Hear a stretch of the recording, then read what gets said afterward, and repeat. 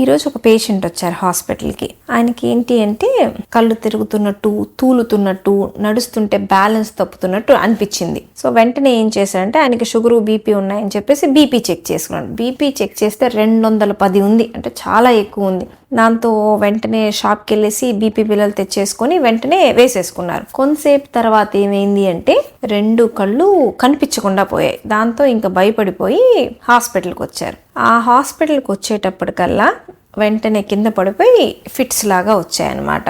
Fits లాగా వచ్చి ఇంకా మన స్పృహలో లేడు. దాని తర్వాత బాగా గురక రావడం స్టార్ట్ అయింది. అప్పుడు అక్కడి నుంచి వాళ్ళు వెంటనే గుంటూరుకు వచ్చారు. చూసేటప్పటికల్లా అసలు ఎటువంటి రెస్పాన్స్ లేదు, నొప్పిచ్చినా కూడా తెలియట్లేదు, బాగా గురక వస్తుంది. మామూలుగా కోమాలో ఉన్న వాళ్ళకి గురక వచ్చింది, ఎందుకంటే నాలుక వెనక్కి పడిద్ది, ఏమీ మింగలేరు కాబట్టి ఎంగిలి అవన్నీ కూడా ఇక్కడే మిగిలి గురక వచ్చింది అనమాట. సో అట్లాంటి వాళ్ళు మేము వెంటనే ట్యూబ్ వేస్తాం. ట్యూబ్ వేసేసి వెంటిలేటర్ కనెక్ట్ చేసాం. తర్వాత స్కాన్ చేయిస్తే స్కాన్లో తెలిసింది ఏంటి అంటే వెనకాల మెదడు, బ్రెయిన్ స్టెమ్ అని ఉండిద్ది. బ్రెయిన్కి చాలా ఇంపార్టెంట్ పార్ట్, దానికి బ్లడ్ సర్క్యులేషన్ అనేది తగ్గిపోయింది. సో బ్రెయిన్ స్టెమ్ వెనకాల అది చాలా చాలా ఇంపార్టెంట్ పార్ట్. ఎందుకు అంటే దాంట్లోనే శ్వాసకి సంబంధించిన నరాలు, హార్ట్ బీటింగ్కి సంబంధించిన నరాలు, అంటే మనం ప్రాణంతో ఉండటానికి అవసరమైన ఎన్నో ఇంపార్టెంట్ పార్ట్స్ బ్రెయిన్ స్టెమ్లో ఉంటాయి. సో ఇక్కడ ఈ పేషెంట్లో ఇబ్బంది ఏం జరిగింది అంటే ఆయనకి ఎప్పుడు బీపీ పెరిగిందో, కళ్ళు తిరగడం స్టార్ట్ అయినప్పుడు తూలుడు వచ్చింది చూడండి,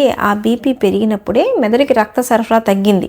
దాని నుంచి కాపాడుకోవటానికే హార్ట్ అనేది బీపీని పెంచిందనమాట. మెదడుకి రక్త సరఫరా తగ్గుతుంది, ఎక్కువ అవ్వాలి అని. అది తెలియకుండా బీపీ తగ్గించేటప్పటికల్లా రక్త సరఫరా ఇంకా తగ్గిపోయి బ్లడ్ సర్క్యులేషన్ కొంచెం కొంచెంగా తగ్గి మెల్లగా కోమాలోకి వచ్చేసాడు. ఈ స్టేజ్లో ఆ స్కాన్ చూసిన తర్వాత ఆ స్టేజ్లో అర్థమైంది ఏంటంటే చాలా డ్యామేజ్ అప్పటికే జరిగిపోయింది. సో ఇంకా ట్రీట్మెంట్ చేయటానికి కూడా అసలు టైమే లేదు. సో ఆ ఇబ్బంది ఎప్పుడు మొదలైందో తూలుడు, అప్పుడే ట్రీట్మెంట్ స్టార్ట్ చేసుంటే ఆ పేషెంట్ని కాపాడగలిగే వాళ్ళం. కాకపోతే ఈ విలువైన సమయం అంతా మనకి వృధా అయ్యేటప్పటికల్లా ఆ పేషెంట్ని కాపాడుకోలేకపోయాం. కాబట్టి ఎప్పుడైనా కానీ బీపీ చాలా హై వస్తుంది అంటే వెంటనే హాస్పిటల్కి వెళ్ళాలి, కానీ మనంతట మనం వెంటనే ట్రీట్మెంట్ అనేది చేసుకోవడం మంచిది కాదు.